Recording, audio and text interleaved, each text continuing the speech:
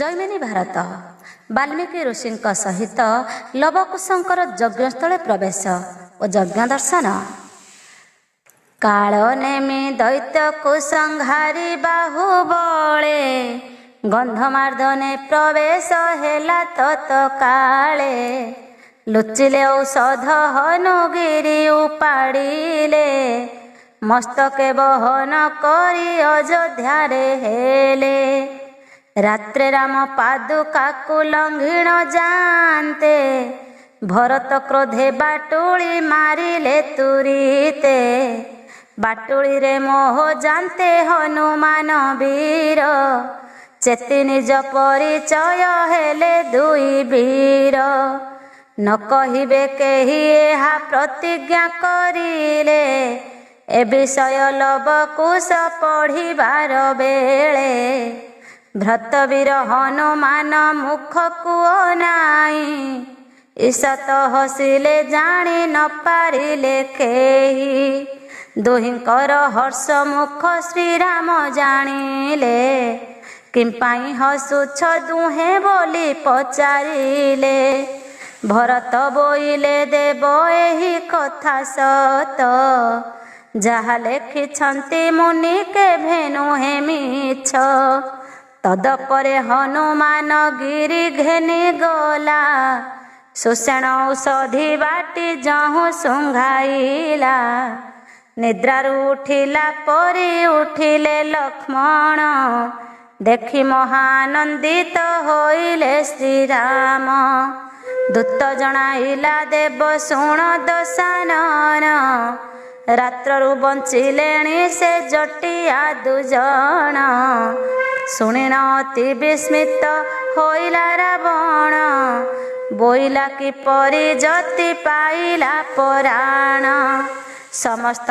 माइला पुत्र नाती सहित रे ताहाकु मारन्ते सेहि न मला मोसरे एही कथा भाली भाली पाही गला राती ए समय पुत्र पासे निकषा राक्षसी बोइला रे रावण कथा न मानिलु परिशेषे आपणार वंश बुड़ाइलु तौरस पुत्र अछि पाताल रे जाई मही रावण ता नाम मायावी अटई शुणिन रावण बेगे सुमरिला ताकू पातालपुररू आसे लंका भुवनकू रावण कहिला पूर्व विषय सकल से बोइला तुम्भ शत्रु मारिबी न भाल एहा कही श्रीराम लक्ष्मण हरि नेला बंदी करिण पातालपुर रे रखिला खोजी खोजी हनुमान जाई पहुँचिला मही कुमारी राम लक्ष्मण मुक्त कला श्रीराम लक्ष्मण बेनी कंधरे बसाई कालिंकी घेनिण हनु बाहर हुई मकर ध्वज को तहि नृपति कराई सुबले मिलिला दुई भाई संगे नेई दूत मुख बद्ध वार्ता मही रावणर शुणी दश शिर शोक कला कपार स्थूल जंघ नामे तार एक नाती थिला ताहाकु डकाई रण स्थान को पेशिला ता संगरे गले मोक्ष कर्ण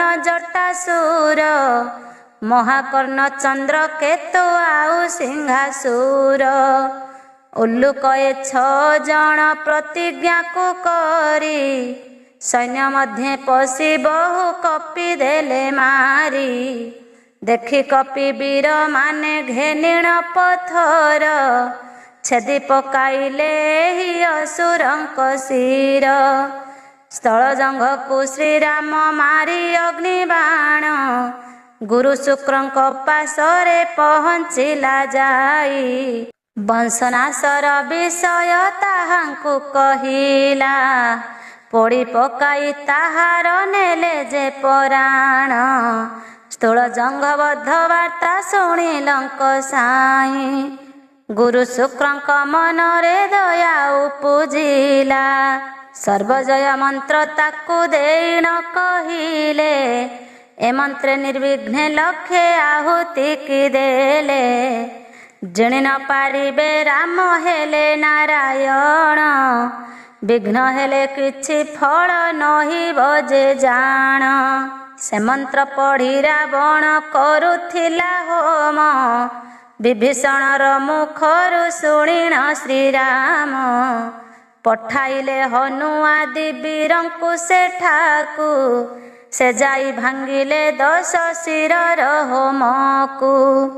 ମନ୍ଦୋଦରୀ ରାବଣକୁ ଅନେକ ବୁଝାଇ, କହିଲା ନାଥ ସୀତାଙ୍କୁ ଦେବା ଯେ ଫେରାଇ।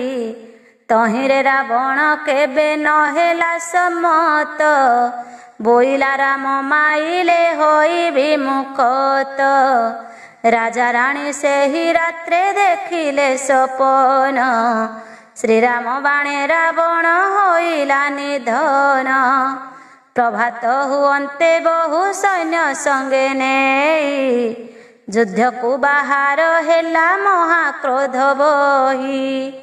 ବହୁତ କପି ମାରନ୍ତେ ଧରି ସରାସନ, ବାନର ବାହିନୀ ରାମେ ପଶିଲେ ଶରଣ। ରଥ ସହ ଦିବ୍ୟ ଅସ୍ତ୍ର ଇନ୍ଦ୍ର ପଠାଇଲେ, ସେ ରଥେ ବସିଣ ରାମଚନ୍ଦ୍ର ଯୁଦ୍ଧ କଲେ। 7 ଦିନ 7 ରାତ୍ର ଅବିଶ୍ରାନ୍ତ ଯୁଦ୍ଧ, କଳନା ନ ହେଲା କେତେ ଦୈତ୍ୟ ହେଲେ ବଧ। ସମର ସ୍ଥାନେ ଖେଚର ମାନେ ଯେ ହସିଲେ, ରାମଙ୍କ ଧନୁ ମଣ୍ଡଳ ପରି ଦେଖାଗଲେ। ଅଗସ୍ତି ଦେବାସରକୁ ଧନୁରେ ବସାଇ, ବିନ୍ଧି ରାବଣ ଦେହକୁ ଦିଅନ୍ତେ ଫୁଟାଇ। ରଥର ଉପରେ ବୀର ଢଳି ନ ପଡ଼ିଲା, କେତେକ କ୍ଷଣରେ ଚେତା ପାଇ ଯୁଦ୍ଧ କଲା। ବହୁଶର ମାରି ରାମ ହେଲେ ଅସ୍ତବ୍ୟସ୍ତ, ମାତଳି କହିଲା ରାବଣ ମୃତ୍ୟୁ ବୃତ୍ତାନ୍ତ।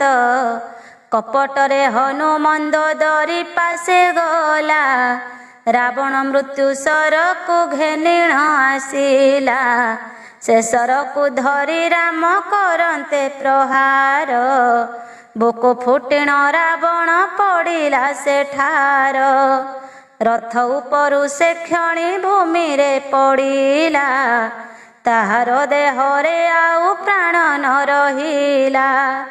ଭାଇ ମରନ୍ତେ କ୍ରନ୍ଦନ କଲା ବିଭୀଷଣ, ତାହାକୁ ପ୍ରବୋଧ କଲେ ସେ ରଘୁନନ୍ଦନ। ଲଙ୍କାରେ ବିଭୀଷଣକୁ ଅଭିଷେକ କଲେ, ପାଟରାଣୀ କରି ମନ୍ଦୋଦରୀ ସମର୍ପିଲେ। ସୀତାଙ୍କୁ ଆଣି ଅଗ୍ନିରେ ପରୀକ୍ଷା ସେ କଲେ, ତାଙ୍କ ପାଇଁ ବ୍ରହ୍ମା ଆସି ଅନେକ କହିଲେ। ପିତା ଦଶରଥ ନାନା ରୂପେ ବୁଝାଇଲେ, ତେବେ ସୀତାଙ୍କୁ ଶ୍ରୀରାମ ଗ୍ରହଣ କରିଲେ। ଯେତେ ରୁକ୍ଷ କପି ମାନେ ଦେଇଥିଲେ ପ୍ରାଣ, ରାମ ବାକ୍ୟେ ସଚିପତି ଦେଲେ ଜୀବଦାନ। ଦେବତାଏ ନିଜ ସ୍ଥାନେ କରନ୍ତେ ଗମନ, ଅଯୋଧ୍ୟାକୁ ଆସିବାକୁ ରାମ କଲେ ମନ। ସୀତା ସହ ପୁଷ୍ପକରେ ବିଜେ ରଘୁନାଥ, ଲକ୍ଷ୍ମଣ ସହ ସୁଗ୍ରୀବ ସୈନ୍ୟ ଯେ ସମସ୍ତ। ପୁଷ୍ପକର ଥରେ ଯହୁଁ ଆରୋହଣ କଲେ, ରଘୁବର ଉତ୍ତରାଭିମୁଖରେ ଗମିଲେ। ହନୁମନ୍ତ ମନ ମଧ୍ୟେ ବହୁ ଗର୍ବ କଲା, ତା ଗର୍ବ ଖର୍ବ କରିଲେ କୌଶଲ୍ୟାର ବଳା। ଭରଦ୍ୱାଜଙ୍କ ଆଶ୍ରମେ ହୋଇଲେ ପ୍ରବେଶ, ହନୁକୁ ଗିଳୁ ଯେ ଥିଲା କବନ୍ଧ ରାକ୍ଷସ। ରାମ ନାମେ ମୋକ୍ଷ ହୋଇ ରାତ୍ରକ ସେଠାରେ, ରହି ତହିଁ ପରଦିନ ପ୍ରଭାତ କାଳରେ। ଆଗ କରି ଅଯୋଧ୍ୟାକୁ ପେଶିଲେ ମାରୁତି, ସେ ସମୟ ଲକ୍ଷେ ରାଜା ଭ୍ରାତ ଆଣିଛନ୍ତି। ଏହି ସମୟ ରାମଙ୍କ ବାର୍ତ୍ତା ହନୁ ଦେଲା, ଶୁଣି ଭରତଙ୍କ ମନେ ଆନନ୍ଦ ଜନ୍ମିଲା। ରାମଙ୍କୁ ଆଣିବାକୁ ଭରତ ଯାଉଥିଲେ। ଏ ସମୟରେ ରାମଚନ୍ଦ୍ର ଆସି ପହଞ୍ଚିଲେ। ଅଭିଷେକ ହେଲେ ରାଜ ସିଂହାସନେ ବସି। ନାନା ଦେଶୁ ଆସିଥିଲେ ବହୁତ ଯେ ଋଷି। ଏଥି ଉତ୍ତାରୁ ଅଗସ୍ତ୍ୟ ମହର୍ଷି ଅଇଲେ। ରାବଣର ଜନ୍ମ କଥା ବିସ୍ତାରି କହିଲେ। ରାଜାମାନେ ଅଯୋଧ୍ୟାରୁ ଗଲେ ବିଦା ହୋଇ। ଯେ ଯାହାର ଅନୁରୂପେ ସମ୍ମାନ ପାଇ। ବିଭୀଷଣ ହନୁମନ୍ତ ସୁଗ୍ରୀବାଦି ଗଲେ। ରାଜା ହୋଇ ରାମ ବହୁ ସୁଖ ଭୋଗ କଲେ। ସୀତାଙ୍କ ନାମରେ ଶୁଣି ଅପବାଦ ବାଣୀ। ତାହାଙ୍କୁ ତେଜିଲେ ବନେ ରାମର ଘୁମଣି। ସେହି ହୋଇଥିଲେ 5 ମାସ ଗର୍ଭବତୀ। ଯୋଗ ବଳେ ଜାଣି ପାରି ବାଲ୍ମୀକି ଯେ ଋଷି। ନିଜ ଆଶ୍ରମେ ନେଇଣ ରଖିଲେ ଆଦରେ। ଋଷି କୁମାରୀ ଯତ୍ନ ନେଲେ କଜେ ବିଧିରେ। ଗଙ୍ଗା ତୀର ବନେ ସୀତା ଛାଡ଼ିଣ ଲକ୍ଷ୍ମଣ। ଗଙ୍ଗା ପାର ହୋଇ କଲେ ବହୁତ କ୍ରନ୍ଦନ। ସୁମନ୍ତ୍ର କହିଲା ସର୍ବ ପୂର୍ବର ବିଷୟ। ଶୁଣି ଲକ୍ଷ୍ମଣ ଛାଡ଼ିଲେ ମନରୁ ବିସ୍ମୟ। ଅଯୋଧ୍ୟାକୁ ଆସି ରାମେ ଦର୍ଶନ କଲେ। ସୀତା କଥା ଶୁଣି ରାମ ବହୁତ କାନ୍ଦିଲେ। ସୁବର୍ଣ୍ଣ ସୀତା ଗଢ଼ାଇ ରଖିଲେ ପାଶରେ। ତାର ମୁଖ ଦେଖୁଥାନ୍ତି ନିଶି ଦିବସରେ। କୁକୁର ବିପ୍ର ନାମରେ କରନ୍ତେ ଗୁହାରି। ଶିବ ଦେଉଳେ ବିପ୍ରଙ୍କୁ କଲେ ପଢ଼ିହାରି। ଲବଣର ଦୁଷ୍ଟପଣ ଋଷିଏ କହିଲେ। ସୈନ୍ୟ ସହ ଶତ୍ରୁଘ୍ନକୁ ମଥୁରା ପେଶିଲେ। ଶତ୍ରୁଘ୍ନ ଯାଇ ବାଲ୍ମୀକି ଆଶ୍ରମେ ରହିଲେ। ସେହି ରାତ୍ରେ ସୀତା 2 ପୁତ୍ର ପ୍ରସବିଲେ। ସେ ପୁତ୍ରଙ୍କ ନାମ ଲବକୁଶ ଦେଲେ ମୁନି। ବିଷାଦିତ ହେଲେ ଏହା ସଭାଜନେ ଶୁଣି। ତହିଁ ଆର ଦିନ ଶତ୍ରୁଘ୍ନ ତହୁଁ ଗଲେ। ମଧୁପୁର ନିକଟରେ ପ୍ରବେଶ ହୋଇଲେ। ସେ ସମୟେ ମଧୁ ଦୈତ୍ୟ ପାରିଧି କାରଣେ। ଶିବଶୂଳ ଗୃହେ ରଖି ଯାଇଥିଲା ବନେ। ତାହାକୁ ଅପେକ୍ଷା କରି ଶତ୍ରୁଘ୍ନ ବାଟରେ। ରହିଲେ ଆପଣା ସୈନ୍ୟମାନଙ୍କ ସଙ୍ଗରେ। ସେ ଆସନ୍ତେ ତାହା ସଙ୍ଗେ କଲେ ବହୁରଣ। ସେ ତା ମସ୍ତକ କାଟି କଲେ କନିଧନ। ଆକାଶେ ରହିଣ ଦେବେ ପୁଷ୍ପ ବୃଷ୍ଟି କଲେ। ମଥୁରା ବୋଲି ରାଜ୍ୟର ନାମ ଦେଇଗଲେ। ମଥୁରାରେ ଶତ୍ରୁଘ୍ନ ହୋଇ ନରେଶ୍ୱର। 12 ବରଷ ପାଳିଲେ ତହିଁ ପ୍ରଜାବୀର। ରାମଙ୍କୁ ଦେଖିବା ପାଇଁ ତାହାଙ୍କର ମନ। ଉଦ୍ବେଗ ହୁଅନ୍ତେ ତହୁଁ କରିଲେ ଗମନ। ଅଯୋଧ୍ୟା କଟକେ ଆସି ରାମଙ୍କୁ ଭେଟିଲେ। 2 ଦିନ ରହି ପୁଣି ମଥୁରାକୁ ଗଲେ। ଦିନେ ରାମ ଯାଇଥିଲେ ମୃଗୟା କରିଣ। ଗୁହାରି କଲେ ଉଲୁକ ଗୃଧ୍ର 2 ଜଣ। ଗୃଧ୍ରକୁ ମୁକ୍ତି କରି ଗଲେ ଯେ ନିଜ ପୁର। ବ୍ରାହ୍ମଣ ପୁତ୍ର ମରନ୍ତେ ଅଇଲା ସତୋର। ଶବକୁ ସିଂହ ଦୁଆରେ ରକ୍ଷିଣ କାନ୍ଦିଲା। ଦ୍ୱାରି ଯାଇ ଶ୍ରୀରାମଙ୍କୁ ଏହା ଜଣାଇଲା। ତା କଥା ଶୁଣି ଶ୍ରୀରାମ ବିସ୍ମିତ ହୋଇଲେ। ଏ ସମୟେ ନାରଦ ଯେ ତହିଁ ପହଞ୍ଚିଲେ। ସେ କହନ୍ତେ ଦ୍ୱିଜ ପୁତ୍ର ମରିବା କାରଣ। ଶୂଦ୍ର ତପିକି ମାଇଲେ ଯାଇଣ ଶ୍ରୀରାମ। ଶୂଦ୍ର ତପି ବଦ୍ଧ ହୁଅନ୍ତେ ସେ ଦ୍ୱିଜ କୁମାର। ପ୍ରାଣ ପାଆନ୍ତେ ବ୍ରାହ୍ମଣ ଗଲା ନିଜ ଘର। ଦେବତାଏ ଶ୍ରୀରାମଙ୍କୁ ସାଧୁ ସାଧୁ କଲେ। ଅଗସ୍ତ୍ୟଙ୍କ ନିକଟକୁ ଯିବାକୁ କହିଲେ। ରାମଚନ୍ଦ୍ର ଗଲେ ମୁନି ଅଗସ୍ତ୍ୟଙ୍କ ପାଶ, ଦେଖି ମୁନି ତାଙ୍କୁ ଦେଲେ ସୁବର୍ଣ୍ଣ କଳସ। ରାମଚନ୍ଦ୍ର ତାହା ଘେନି ଅଯୋଧ୍ୟା ପ୍ରବେଶ, ହୋଇ ଭାଇଙ୍କୁ ଡକାଇ ଅଣାଇଣ ପାଶ। ବୋଇଲେ ମୁହିଁ କରିବି ରାଜସୂୟ ଯଜ୍ଞ, ବ୍ରତ ବୋଲେ ଅଶ୍ୱମେଧ ହୋଇଲା ନିଶ୍ଚୟ। ନୈମିଷାରଣ୍ୟ ଗୋମତୀ ନଦୀର ତୀରରେ, ନିମନ୍ତ୍ରୀ ଆଣ ନୃପଙ୍କୁ ଯଜ୍ଞ ନିମିତ୍ତରେ। ସୁଗ୍ରୀବ ସଙ୍ଗରେ କପିମାନେ ଯେ ଅଇଲେ, ବିଭୀଷଣ ସଙ୍ଗେ ବହୁ ରାକ୍ଷସ ଯେ ଗଲେ। ଲବକୁଶ ବେନି ଭାଇ ଏ ଯାଏ ଗାଇଲେ, ରାମଙ୍କୁ ତହୁଁ ବାଲ୍ମୀକି କୋମଳେ କହିଲେ। ଆଉ ଯାହା ରହିଲା ହେ ଅଯୋଧ୍ୟା ଠାକୁର, ଯେବେ ଶ୍ରଦ୍ଧା ଶୁଣିବାକୁ ହୋଇବ ତୁମ୍ଭର। ଯଜ୍ଞ ଶେଷରେ ଶୁଣିବ ୟାଙ୍କ ଠାରୁ ପୁଣି, ସନ୍ତୋଷରେ ରାମଚନ୍ଦ୍ର ଦେଲେ କମେଲାଣି। ମୁନିଏ ଶୁଣିଣ ଗୀତ ଆନନ୍ଦିତ ହେଲେ, ଋଷିବୃନ୍ଦ ଘେନି ଯଜ୍ଞଶାଳରେ ରହିଲେ। ପ୍ରଭୁଙ୍କର ପଦ୍ମ ପାଦେ ରହୁ ମୋର ମନ, ଲେଖେ ବିପ୍ର ନାରାୟଣ ପଦକୁ ଭାଳିଣ। ଯଜ୍ଞସ୍ଥଳକୁ ସୀତାଙ୍କର ଆଗମନ, ଶୁଣ ହେବି ବୁଧ ଜନେ ଦେଇ ମନ କର୍ଣ୍ଣ। ସୀତାଙ୍କ ବିଷୟ ଏ ଯେ ଦୁର୍ଲଭ ପୁରାଣ, ଆନନ୍ଦ ମନରେ ଜନ୍ମେ ଜୟ ପୁଚ୍ଛା କଲେ। ଆହେ ମୁନି କୁହନ୍ତୁ ମୁଁ ଶୁଣିବଇଁ ଭଲେ, ସର୍ବନୃପ ଗଣ ଥିଲେ ସେ ସଭାସ୍ଥାନର। ତଦପରେ କିସ ହେଲା ହେ ମୁନି ପୁଙ୍ଗବ, କେଉଁ ଘଟଣା ଘଟିଲା ସେ ଯଜ୍ଞସ୍ଥଳର।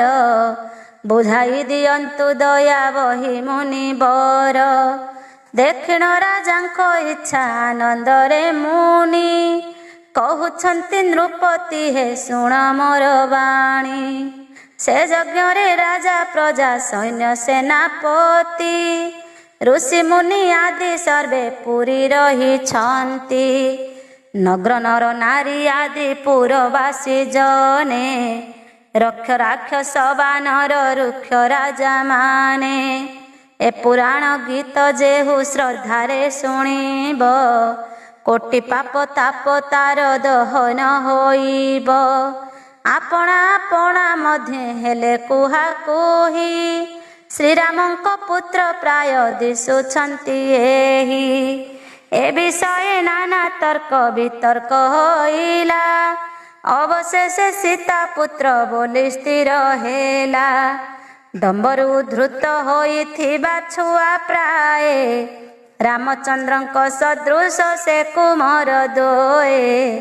ଜଟାବଳ କଳ ଧାରି ଯେବେ ନହିଥାନ୍ତେ, ତାହାଙ୍କୁ ରାମଙ୍କୁ କେହି ଚିହ୍ନି ନ ପାରନ୍ତେ।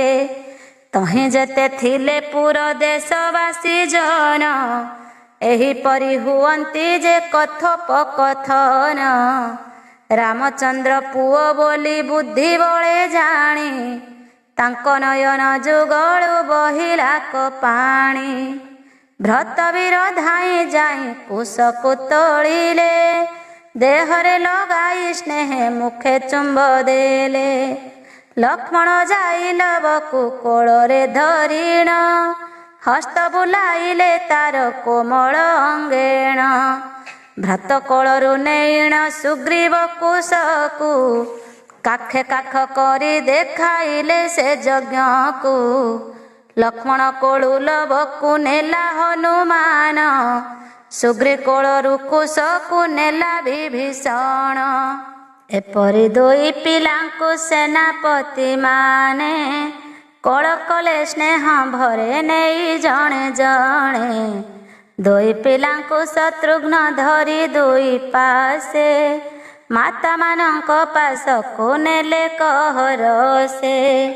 ଦକ୍ଷିଣ ରାଣୀ ନାତିକୁ ମହାସୁଖୀ ହେଲେ, କାହିଁ ଥିଲେ ବାପ ଧନ କହିଣ କାନ୍ଦିଲେ।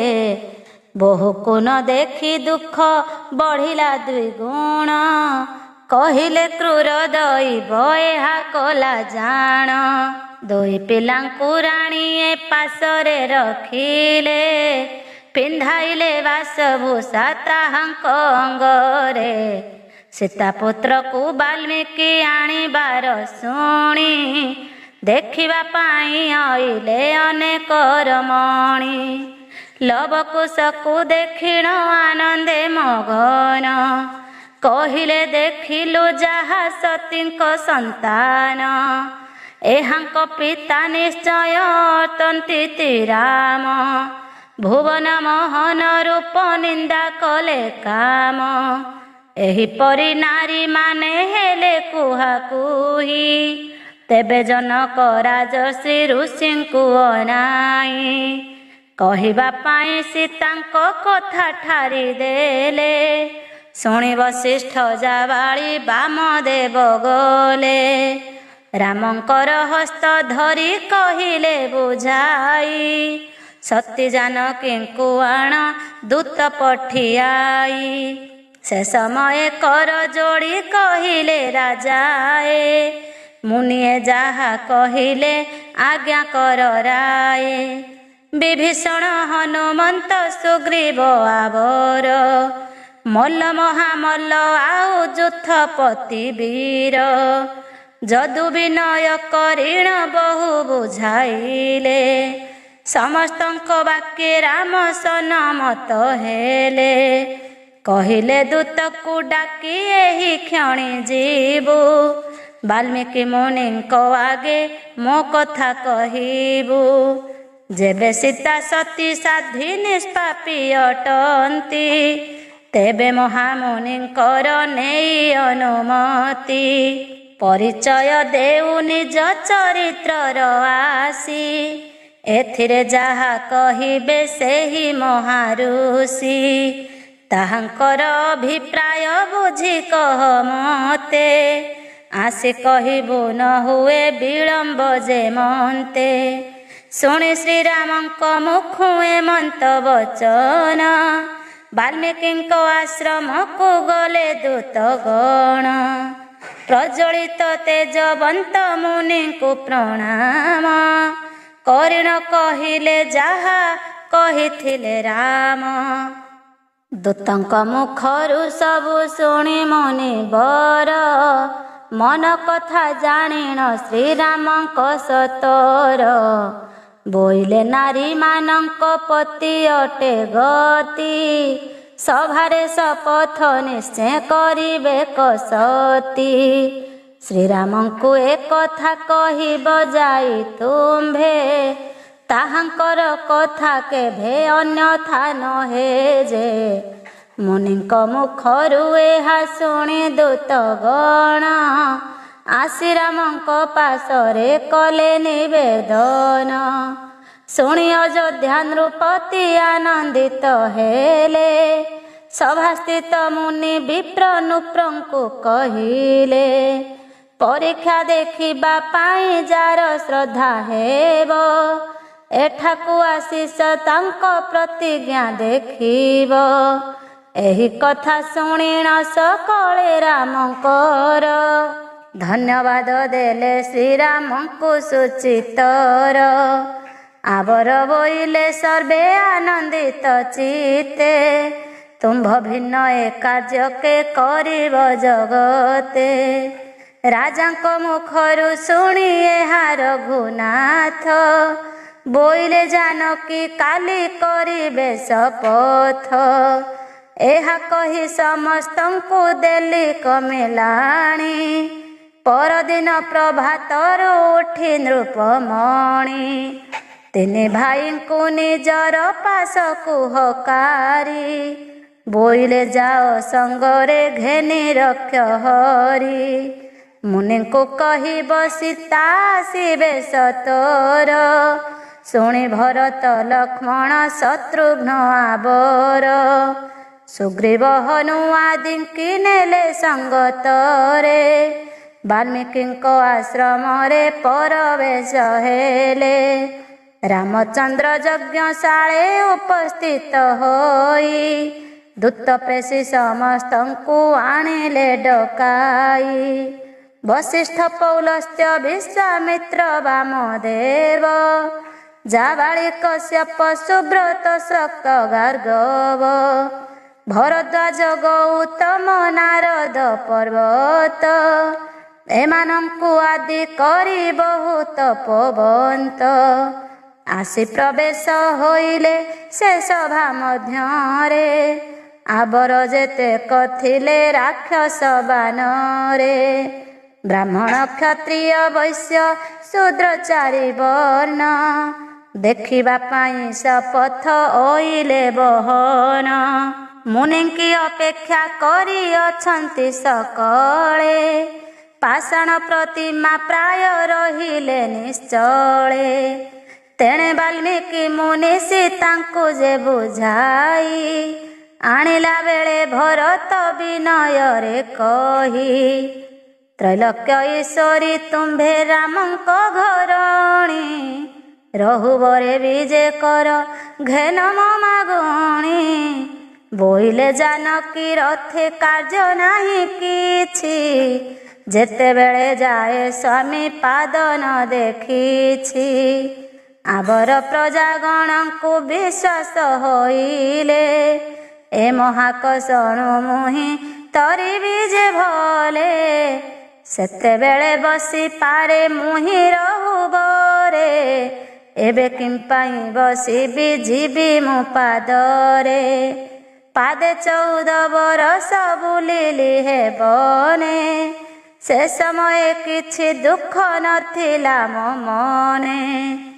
ଏହିକି ବାଟ ଯେ ମୁହିଁ ଆରୋହିବି ରଥ ଏ ବିଷୟ ଅନୁରୋଧ ନ କର ଭରତ। ଅଟନ୍ତି ବାଲ୍ମୀକି ମୁନି ମୋର ଧର୍ମ ପିତା ଆବର ସଙ୍ଗେ ଅଛନ୍ତି ମୋର ଧର୍ମ ଭ୍ରାତା। ଏମାନେ କରିବେ ପାଦ ଗତିରେ ଗମନ ରଥରେ ବସିବି ମୁହିଁ ନୁହେଁ ବିଧାନ। ଶୁଣିନ ଭରତ ଏହା ନ ଦେଲେ ଉତ୍ତର ନେଲେ ସୀତାଙ୍କୁ ଋଷିଏ କରି ସମାଦର। ଆପଣେ ବାଲ୍ମୀକି ଋଷି ଆଗେ ଯାଉଛନ୍ତି ସତୀ ସୀତା ତାଙ୍କ ପଛେ ଗମନ କରନ୍ତି। ତାହାଙ୍କ ପଛେ ଭରତ ଲକ୍ଷ୍ମଣ ଶତ୍ରୁଘ୍ନ ସୁମନ୍ତ୍ର ଅଙ୍ଗଦ ହନୁମନ୍ତ ବିଭୀଷଣ ପନସ ଗର୍ଦ୍ଧମାର୍ଦ୍ଧନ ଡାଳିମ୍ବ ସୁଗ୍ରୀବ ପନଶୀଳ ସୀତାବଳୀ ବସନ୍ତ ଜାମ୍ବବ ସମ୍ପାଦିର ମଣନଳ ନୀଳ ଯେ ସୁଷେଣ ଏ ଆଦି ଯେତେକ ଥିଲେ ରୁକ୍ଷ କପିଗଣ ସମସ୍ତେ ତାହାଙ୍କ ପଛେ ପଛେ ଯାଉଛନ୍ତି। ଦେଖଣା ହାରିଏ ମଧ୍ୟ ଥିଲେ ନାନା ଜାତି ବଢିଲା ନଦୀ ପରାଏ ଯାଉଛନ୍ତି ଜନ। କି ଜାଣି ସମୁଦ୍ର ସଙ୍ଗେ ହେବ କି ମିଳନ ଚାହିଁ ଅମରେ ବ୍ରହ୍ମାଙ୍କୁ କହନ୍ତି ଭାରତୀ। ଦେଖ ଠାକୁରାଣୀ ଯାନ୍ତି ପାଦେ କରି ଗତି। ବ୍ରହ୍ମା ବୋଇଲେ ହେବ ଦେଖିବ ଏ କ୍ଷଣି ରସାତଳକୁ ଗମିବେ ସୀତା ଠାକୁରାଣୀ। ଏମନ୍ତ କହିଣ ବ୍ରହ୍ମା ମୌନେ ରହିଲେ ସୀତା ଋଷିଙ୍କ ସହିତ ଗଙ୍ଗା କୂଳେ ହେଲେ। ନାବେ ବସି ଏ କୂଳକୁ ଅଇଲେ କଜହୁଁ ଦେଖିବାକୁ ବହୁ ଲୋକ ଆସିଲେ କତହୁଁ। ସୀତାଙ୍କୁ ଦେଖି ଏପରି କଲେ କବିଚାର ନୟନେ ଦେଖିଲୁ ଧନ୍ୟ ତପସ୍ୟାମ୍ଭର। ଧନ୍ୟ ବି ଥିଲା ଗଢ଼ି ଏଭଳି ରୂପସୀ ସମନ ହିଁ ବେହାଙ୍କୁ ରମ୍ଭା ଯେ ଉର୍ବଶୀ। କିମ୍ପାଇଁ ତେଜିଲେ ରାମ ଏହି ଜାନକୀଙ୍କୁ ଦୋଷ ନ ଦେଖି ଛାଡ଼ିଲେ ବନେ ଯେ ସୀତାଙ୍କୁ। ଏବେ ଦୁଇ ପୁତ୍ର ଦେଖି ଅନୁଗ୍ରହ କଲେ। ପଠାଇ ଭାଇମାନଙ୍କୁ ସୀତା ଅଣାଇଲେ। କେଉଁ କଥା ତହିଁ ଦେବ ଶୁଣିବା ହେ ଆସ। ରାମ ସୀତାଙ୍କୁ ଦେଖିଣ ହୋଇବା କୃତାର୍ଥ। ଏପରି କହି ତାହାଙ୍କ ପଛେ ପଛେ ଗଲେ। ଯଜ୍ଞଶାଳର ନିକଟେ ପରବେଶ ହେଲେ। ଭ୍ରତ ଲକ୍ଷ୍ମଣ ଶତ୍ରୁଘ୍ନ ସୁଗ୍ରୀବ ବିଭୀଷଣ ଶ୍ରୀରାମଙ୍କୁ ଆଗେ ଯାଇ କଲେ ଦର୍ଶନ। ବାଲ୍ମୀକିଙ୍କ ପଛେ ପଛେ ଯାଉଛନ୍ତି ସତୀ। ଅଭିମାନେ ଶ୍ରୀମୁଖକୁ ନତ କରିଛନ୍ତି। ଦୂରରୁ ଦେଖି ସୀତାଙ୍କୁ ରାମ ମନେ ଭାବି। କେତେ ଦିନରେ ଦେଖିଲି ମୋ ପ୍ରାଣ ବାନ୍ଧବୀ। ହରଷ ବିଷାଦେ ସଭା ଜନଙ୍କୁ ଚାହିଁଲେ। ଅଯୋଧ୍ୟାର ପତି ଉଚ୍ଚେ ଏପରି କହିଲେ। ସୀତାଙ୍କୁ ଅଯୋଧ୍ୟା ଲୋକ ଅପବାଦ ଦିଅନ୍ତେ। ଅବିଚାରେ ମୁଁ ପେଶିଲି ତାହାଙ୍କୁ ବନସ୍ତେ। ମୋର ନିଷ୍ପାପୀ ସୀତାଙ୍କୁ ବ୍ୟର୍ଥେ ଦୋଷ ଦେଲେ। ନିର୍ମଳ ଦ୍ରବ୍ୟ ହିଂସ୍ରକେ କଳଙ୍କ ବୋଳିଲେ। ଏମନ୍ତ କହି ଶ୍ରୀରାମ ବୋଇଲେ କତୁନି। ଏ ସମୟ ପରବେଶ ବାଲ୍ମୀକି ଯେ ମୁନି। ଜାନକୀ ଦେବୀ ଅଛନ୍ତି ତାହାଙ୍କ ପଛରେ। ସତୀ ନୁଆଇଁ ଅଛନ୍ତି ଶିର ଲଜ୍ଜା ଭରେ।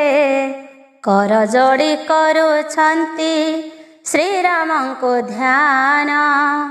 ମୁନିଙ୍କ ପଛେ ସୀତାଙ୍କୁ ଦେଖି ସର୍ବଜନ।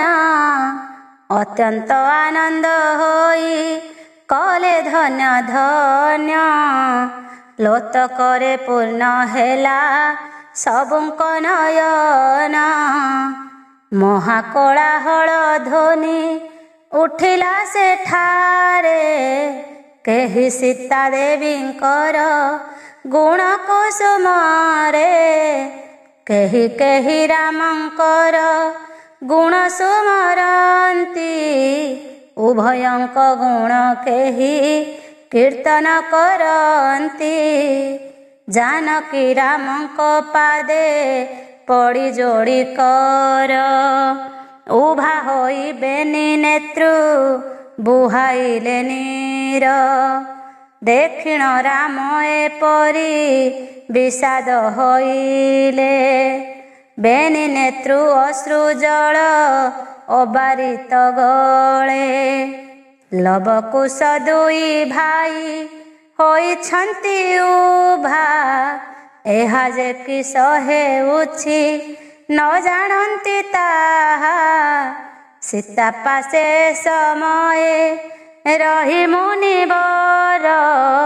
ବୋଇଲେ ହେ ଦାଶରଥ ଏ ସୀତା ତୁମ୍ଭର। ସୁବ୍ରତା ଧର୍ମଚାରିଣୀ ସତୀ ଶିରୋମଣି। ସତୀଙ୍କ ଅଗ୍ରଣୀ ଏ ଯେ ପତି ପରାୟଣୀ। ଜନ ଅପବାଦ ଭୟ କରି ସେହି ମନେ। ଛାଡ଼ି ଆସିଥିଲ ତୁମ୍ଭେ ପାଳିଛି ଯତନେ। ତୁମ୍ଭର ଯେ ନିନ୍ଦା ଭୟ ନିବାରିବା ପାଇଁ। ସଭାରେ ଉଭା ହୋଇଛି ଆହେ ରଘୁସାଇଁ। ନିୟମ କରିବା ପ୍ରାୟ ଏହି ସତୀ। କରୁଅଛନ୍ତି ପ୍ରାର୍ଥନା ଚାହେ ଅନୁମତି। ଆହେ ରାମ ସତ୍ୟ କରି କହୁଅଛି ମୁହିଁ। ତୁମ୍ଭର ଔରସୁ ଜାତ ଲବକୁଶ ଦୁଇ। ଜାଳା ଅଟନ୍ତି ଜାଣ ଆହେ ରଘୁରାୟ। ପ୍ରଚେତାଙ୍କ ଅଟେ ମୋହି ଦଶମତନୟ। ମୋହ ପରିଲୋକ କେଭେ ମିଛ ନ କହିବ। ତୁମ୍ଭର ଏ ଦୁଇ ପୁତ୍ର ନିଶ୍ଚୟ ରାଘବ। ନିୟମ କରି କହୁଛି ଦୁଷ୍ଟା ହେଲେ ସୀତା। ସହସ୍ର ବର୍ଷ ତପସ୍ୟା ମୋର ହେବ ବୃଥା। ମୁଁ ତାହାର ଫଳ ଭୋଗି କଦାପି ନହିବି। ଯେବେ କାୟ ମନ ବାକ୍ୟେ ଏ ତୁମ୍ଭ ବାନ୍ଧିବି। କିଞ୍ଚିତରେ ପାପ କାର୍ଯ୍ୟ କରିଥାଏ ବୀର। ଶୁଭାଦୃଷ୍ଟ ଫଳ ଭାଗ ନଷ୍ଟ ହେବ ମୋର। ଜାନକୀ ନିଷ୍କଳଙ୍କ ଯେବେ ନ ହୁଅନ୍ତି। ତାହା ହେଲେ ଫଳ ଭାଗି ହେବି ରଘୁପତି। ମୁହିଁ ବହୁ ଚିନ୍ତା କଲି ହେ ରଘୁନନ୍ଦନ। ଏ ସୀତାର ପଞ୍ଚଭୂତ ଆତ୍ମା ଓ ମନ। ଅତି ବିଶୁଦ୍ଧ ପବିତ୍ର ଦର୍ଶନ କରି ଏହାକୁ ନିର୍ଜନ ବନୁ ନେଲି ଦଣ୍ଡଧାରୀ। ତୁମ୍ଭେ ଲୋକାପବାଦକୁ ଡରୁଅଛ ତେଣୁ। ଏ ସୁଧାଚାରିଣୀ ସୀତା ଅଛି ସେ କାରଣ। ତୁମ୍ଭ ଆଗେ ନିୟମ ହେ କରିବ ରାଜନ। ଜାଣିଅଛି ମୋହି ଦିବ୍ୟ ଜ୍ଞାନେ ତୁମ୍ଭ ମନ। ଏମନ୍ତ ବଚନ କହି ନିରୁତ୍ତର ମୁନି। ନାରାୟଣ ରାମ ପାଦେ କରଇ ଦଇନି। ମହାସତୀ ସୀତାଙ୍କର ପାତାଳ ଭୁବନ ଗମନ। ଶୁଣ ଶୁଣ ସାଧୁ ବିଜ୍ଞେ ଏ ଯେ ସୁଧାରସ। ଶୁଣି ଶୁଣାଇଲେ ପାପ ହୋଇବ ବିନାଶ। ଜୈମିନୀଙ୍କ ପାଦ ତଳେ ପ୍ରଣାମ କରିଣ। କହିଲେ ହେ ମୁନିବର କରନ୍ତୁ ବଖାଣ। ବାଲ୍ମୀକି ମୁନିଙ୍କ ସଙ୍ଗେ ସୀତା ମହାସତୀ। ଆସିଥିଲେ କିସ ହେଲା କହନ୍ତୁ ଭାରତୀ। ନାରାୟଣ ରୂପୀ ରାମ ବୈକୁଣ୍ଠରେ କର୍ତ୍ତା।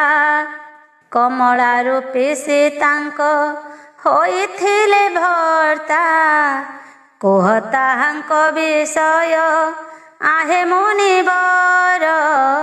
ଶୁଣିଣ ତାଙ୍କ ଚରିତ ପାପ ହେଉ ଦୂର। ଜୈମିନୀ କହନ୍ତି ରାଜା ଶୁଣ ଦେଇ ମନ।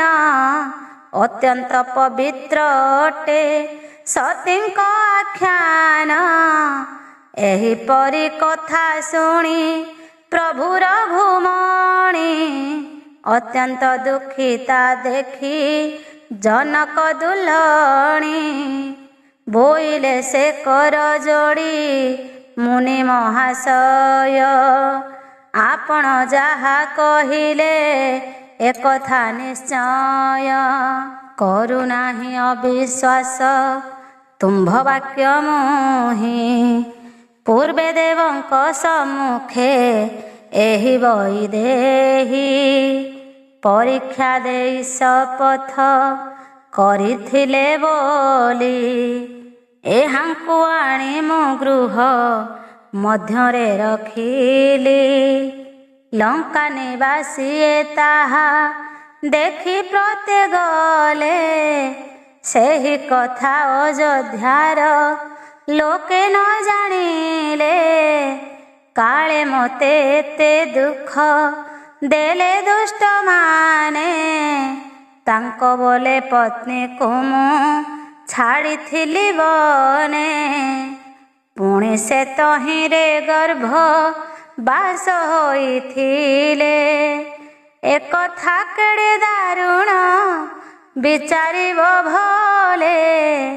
ହେବାରୁ ଯେ ଅପବାଦ ଅତ୍ୟନ୍ତ ପ୍ରବଳ ମହାସତୀଏ ସୀତାକୁ ଜାଣ ମୁଁ କେବଳ କରିଥିଲି ନ୍ୟାୟ ହେତୁ ପରିତ୍ୟାଗ ମୁନି ଦୟା କରି ମୋର ସେହି ଦୋଷକୁ ନ ଘେନି ସେହି କୁଶଲବ ଦୁଇ ମୋହର ନନ୍ଦନ ଏହା ମୁଁ ତମ ରୂପେ ଜାଣେ ତପୋଧନ ଯେବେ ଅଯୋଧ୍ୟାର ପ୍ରଜା ଗଣ ଜାନକୀଙ୍କୁ ସମର୍ପିବେ ଗ୍ରହଣ ମୁଁ କରିବି ତାହାଙ୍କୁ ଦୋଷ ନାହିଁ ଜାନକୀଙ୍କ ଏଥିତିଳେ ହେଲେ ଲୋକାପବାଦକୁ ମୋହି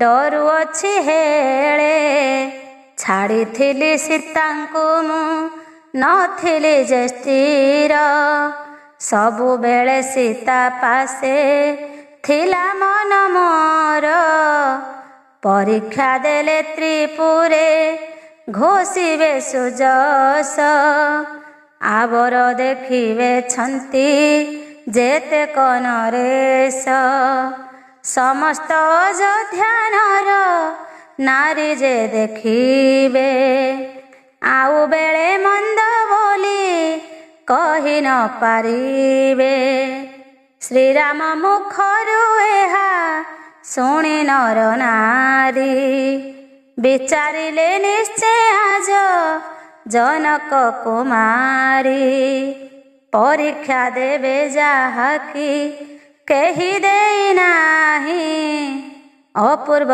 କଥା ଦେଖିବା ନୟନ ପୁରାଇ ଏହା କହି ନ ସକଳେ ସେଠାରେ ରହିଲେ ରହିଲା ସବୁଙ୍କ ଦୃଷ୍ଟି ସୀତାଙ୍କ ଉପରେ ଶୁଣି କୌଶଲ୍ୟା କୈକେୟୀ ସୁମିତ୍ରା ଅଇଲେ ତିନି ଭଗ୍ନୀ ସୀତାଙ୍କର ସଙ୍ଗତରେ ଗଲେ ଦାସ ଦାସୀ ପରିବାରୀ ଯେତେ ତାଙ୍କ ସଙ୍ଗେ ଦେଖିବା ପାଇଁ ସୀତାଙ୍କୁ ସର୍ବେ ଗଲେ ବେଗେ ସୀତାଙ୍କର ଶପଥ ବିଷୟ ରାମ ମନ ଜାଣିପାରି ଉପସ୍ଥିତ ହେଲେ ସୁରଗଣ ବିଶ୍ୱଦେବା ବସୁରୁଦ୍ର ବାସବ ମରୁତ ସିଦ୍ଧ ଯକ୍ଷ ନାଗ ଦେବ ଋଷି ଯେ ଆଦିତ୍ୟ ଗନ୍ଧର୍ବ ଆଦି ପିଶାଚ ଯେତେ ଦେବଗଣ ଦେଖିବା ପାଇଁ ଆସିଲେ ବ୍ରହ୍ମାଙ୍କୁ ଘେନିଣ ଇନ୍ଦ୍ର ବ୍ରହ୍ମା ଆଗେ ଦେବେ ତାହାଙ୍କ ପଛରେ ଆସି ଉପସ୍ଥିତ ହେଲେ ସେ ସଭା ମଧ୍ୟରେ ଦେଖି ରାମ ଦେବତା ମାନଙ୍କୁ ପୁନର୍ବାର ସଭା ମଧ୍ୟରେ କହିଲେ ଆହେ ମୁନିବର ଆଜି ସୀତାଙ୍କ ଶପଥ ଦେଖିବା ନିମନ୍ତେ ନର ନାଗ ଯକ୍ଷ ସୁର ଗଣ ସର୍ବେ କିନ୍ତୁ ସୀତା ଠାରେ ପ୍ରୀତ ମନ ଯେ ମୋହର କହିବା ସମୟେ ରାମ ଚନ୍ଦ୍ର ଯେ ସମୀର ସୁଗନ୍ଧ ଶୀତଳ ମନ୍ଦ ଗୁଣକୁ ଧରିଣ ବହି ଆନନ୍ଦିତ କଲା ସମସ୍ତଙ୍କ ମନ ସତ୍ୟ ଯୁଗ ପ୍ରାୟ ତ୍ରେତା ଯୁଗ ଲୋକମାନେ ଅଦ୍ଭୁତ ବାୟୁ ବହିବା ଦେଖିଣ ନୟନେ ପରମ ଆନନ୍ଦ ଲଭି ଆଶ୍ଚର୍ଯ୍ୟ ହୋଇଲେ ନାନା ଦେଶରୁ ତ ଜନ ମାନେ ଆସିଥିଲେ ଏଣୁ ଅନନ୍ତରେ ଦେବୀ ଜନକ ଦୁଲଣୀ ପତି ପରାୟଣା କୋଷା ବସନ ଧାରିଣୀ ବହୁ ଲୋକ ଥିବା ଦେଖି ବଦନକୁ ପୋତି ଭୂତଳକୁ ଦୃଷ୍ଟି ଦେଇ ବସିଲେ କସତି ଶାଶୁମାନଙ୍କ ଚରଣେ ପ୍ରଣିପାତ କଲେ ଭଗ୍ନୀମାନଙ୍କୁ ସ୍ନେହରେ କଲ୍ୟାଣ କରିଲେ। ଭ୍ରାତ ଲକ୍ଷ୍ମଣ ଶତ୍ରୁଘ୍ନ ମୁଖକୁ ଚାହିଁଣ ବାଷ୍ପ ଗଦଗଦ କଣ୍ଠରେ ବୋଇଲେ ବଚନ ତୁମ୍ଭେ ମୋ ଦେବର ଅଟ ପ୍ରାଣର ସମାନ ଜନ୍ମେ ଜନ୍ମେ ତୁମ୍ଭଙ୍କୁ ମୁଁ ପାଇବି ଯେ ସନ ହେ ଅଯୋଧ୍ୟାପତି ଘେନ ଏ ଦାସୀ ବିନତି ଜନ୍ମେ ଜନ୍ମେ ଦୟା କରି ହେବ ମୋର ପତି କରକୁ ଅଞ୍ଜଳି କରି ବୋଇଲେ ମନ୍ତ ମୋହି ରାମ ଭିନ୍ନେ ଅନ୍ୟ ଜନେ କଦାଚିତ କେତେବେଳେ ମନ ମଧ୍ୟେ ଚିନ୍ତା କରି ନାହିଁ ଏ କାରଣ ଆଜି ଏହି ମଧୁମାସେ ମହି ମୋତେ ଆପଣା ଗର୍ଭରେ କରୁ ସ୍ଥାନ ଦାନ ମୁଁ ଯେପରି କାୟ ମନ ବାକ୍ୟ ପ୍ରତିଦିନ ସର୍ବଦା ରାମଚନ୍ଦ୍ରଙ୍କ ଅର୍ଚ୍ଚନା କରଇ ସେହିପରି ମଧୁମୟ ଦେବୀ ଏହି ମହି ମୋତେ ସ୍ଥାନ ଦେଉ ଆଜି ତାହାରି ଗର୍ଭରେ ମୁଁ ଶପଥ କରି କହୁ ଅଛି ସେ ପ୍ରକାରେ ମୁଁ ତୋର ନନ୍ଦିନୀ ଅଟୁ ତୁ ହି ମୋର ମାତ ଝିଅ ଅପମାନ ତୁ ହି ସହିବୁ କେମନ୍ତ ବେଦ ପୁରାଣ ଶାସ୍ତ୍ରାଦି ଯେବେ ଅଟେ ସତ ଶ୍ରୀରାମଙ୍କ ପାଦ ପଦ୍ମେ ଥିଲେ ମୋର ଚିତ୍ତ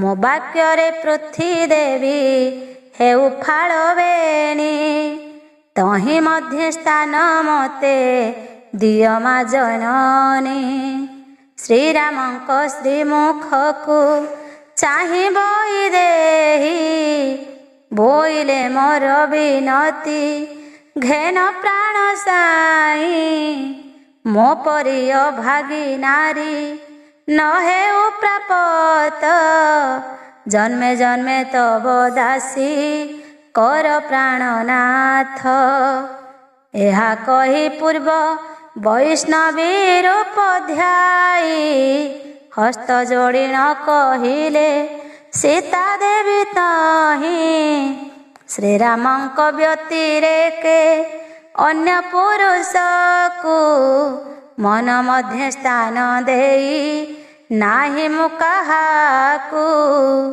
ଏହିପରି ସଭା ମଧ୍ୟେ କରନ୍ତେ ଶପଥ ଏ କାଳର ଘଟଣା ଯେ ଅତ୍ୟନ୍ତ ଅଦ୍ଭୁତ ଭୂମି ଫାଟି ବାହାରିଲା ଏକ ସିଂହାସନ ଧରିଥିଲେ ତାହାକୁ ଦିବ୍ୟ ନାଗଗଣ ଅପରିମିତ ବିକ୍ରମ ସେହି ନାଗଙ୍କର ଦିବ୍ୟ ରତ୍ନେ ବିଭୂଷିତ ତାହାଙ୍କ ଶରୀର ଉପରକୁ ସିଂହାସନ ଯହୁଁ ଦୃଶ୍ୟ ହେଲା ଧରଣୀ ଦେବୀର ବାହୁ ଯୁଗଳ ଦିଶିଲା ଦୁଇ ହସ୍ତକୁ ବଢ଼ାଇ ଦେଇ ସେ ଧରଣୀ ଜାନକୀ ଦେବୀଙ୍କି କୋଳ କରିନେଲେ ପୁଣି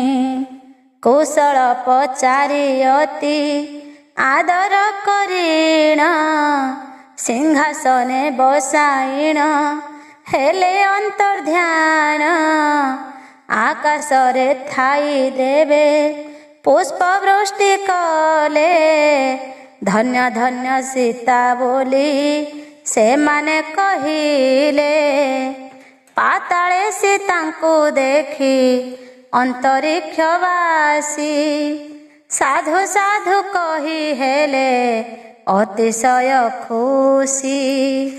तुम्हारी चरितटे उत्तम पवित्र एमंते प्रशंसा वाक्य कहिले बहुत।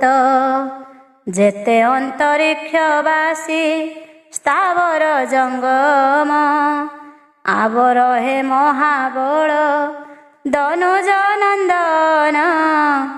पाताल तल निवासी नागगण जेते आनंदरे सिंहनाद कले क समस्ते।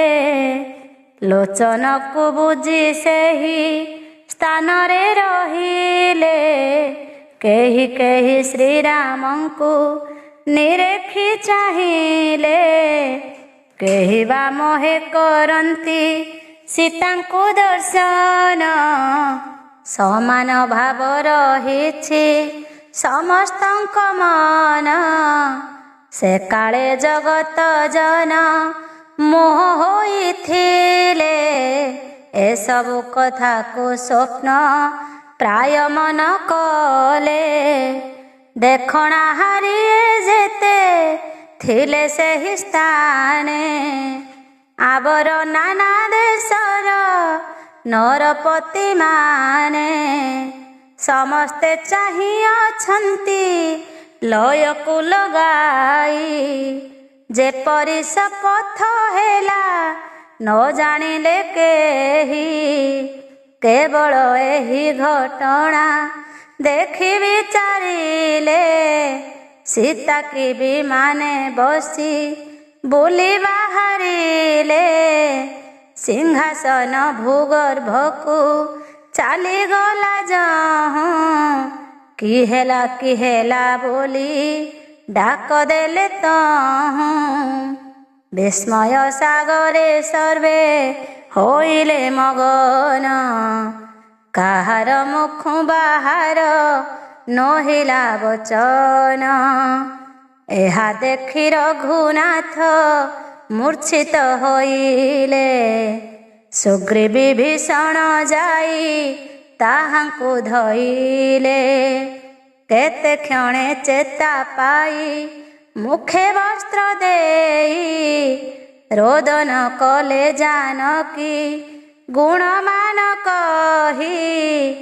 आरे कुंचित कुंतला मो नेत्र पितुला एते काले काटी देई गलु मोर गोला। तो चंद्र बदन आउ देखिबि कि नेत्रे हसी करी पदे कथा न कहिलु मोते। सती शिरोमणि मोर गला हेम माला किपरि रहिबि कह तो बिना रे बाला। लंका रे जलंता नले पशिथिलु तुही से कथा अयोध्या लोके न जानती केही। तेणु परीक्षा देबाकू कहुथिली सीना ताहा करिबाकू किंपा न कलु तुमना। अति मन मन रे हेला कालकूट जात अति चिपुड़िले लेंबू हुए जेने तीत। मोहर ए कथा हेला सेही परकारे भल करी न देखिली तोते जे नेत्रे। बुझी न पारिली खल लोकंक वचन ताहांक वाक्ये पाइली ए घर कषण। प्रत्यक्ष देखि सुधाकू मणिली मु विष से कारण देइथिली तोते बनवास। हेले हैं सर्वदा मन थाए तो ठारे लोक देखा कोप करी थिली जे बाहारे। एतिकी दोषे रहिलु जाई पाताल रे मोते किंपाई न देलु तोहर संगरे।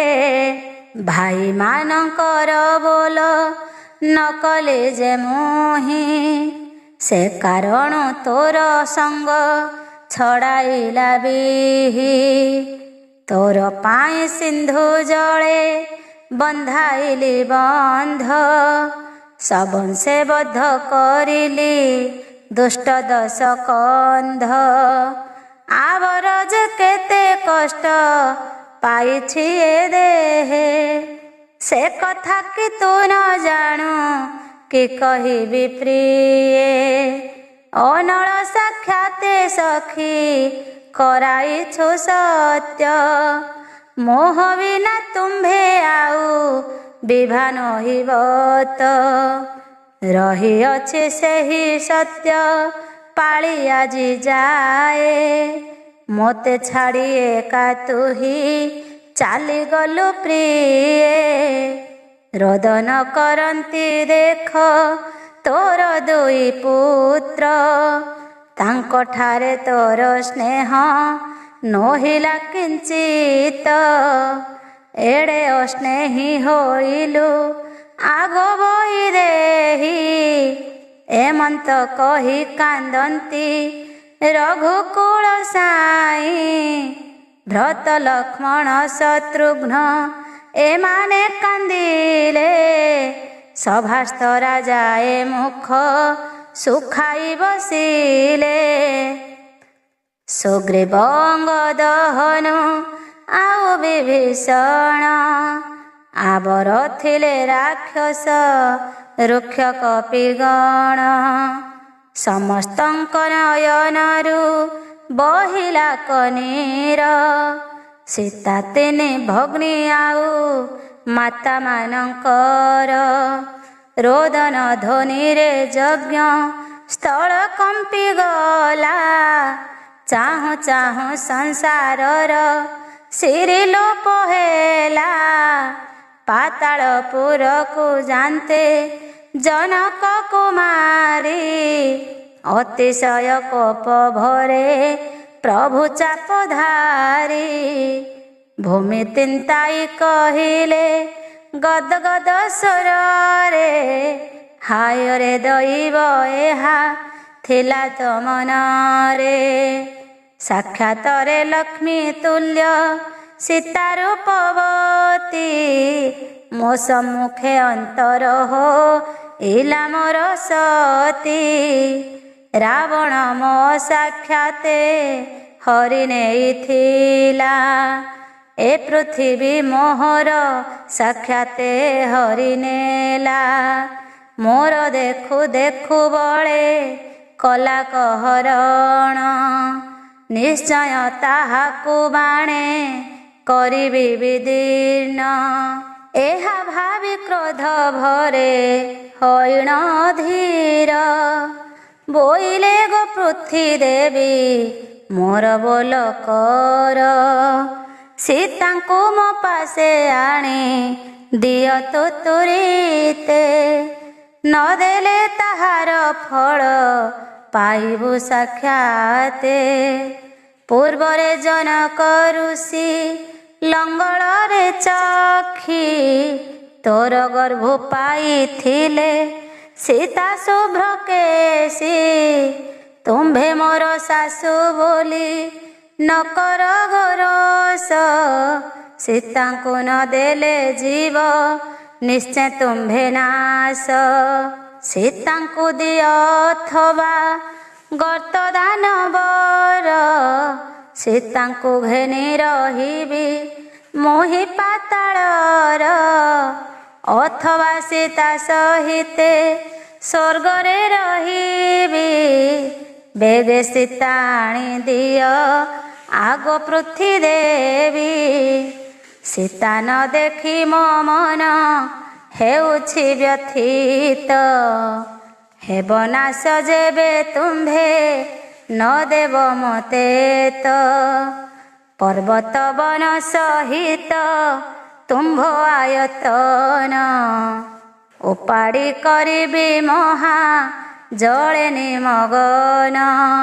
କ୍ରୋଧେ ଶୋକାବଶେ ରାମ କହିଲେ ମନ୍ତ, ଶୁଣି ଦେବ ଲୋକେ ଭୟ ପାଇଣ ତରିତ। ବ୍ରହ୍ମାଙ୍କୁ କହିଲେ ବ୍ରହ୍ମା ରାମଙ୍କୁ କହିଲେ, ହେ ରଘୁବଂଶ ତିଳକ ତୁମ୍ଭେ ମୋର ବୋଲେ। ଶୋକ ସନ୍ତାପ କ୍ରୋଧକୁ ପରିତ୍ୟାଗ କର, ତୁମ୍ଭର ପୂର୍ବ ବୈଷ୍ଣବ ଭାବ କୁସୁମର।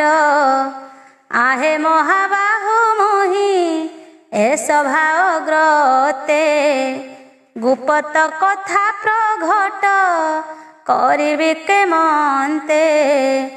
ଆବଶ୍ୟକ ହୋଇବାରୁ କହୁଛି ସମ୍ପ୍ରତି, ବୈଷ୍ଣବ ଜନ୍ମ ବିଷୟ ସ୍ମର ରଘୁପତି।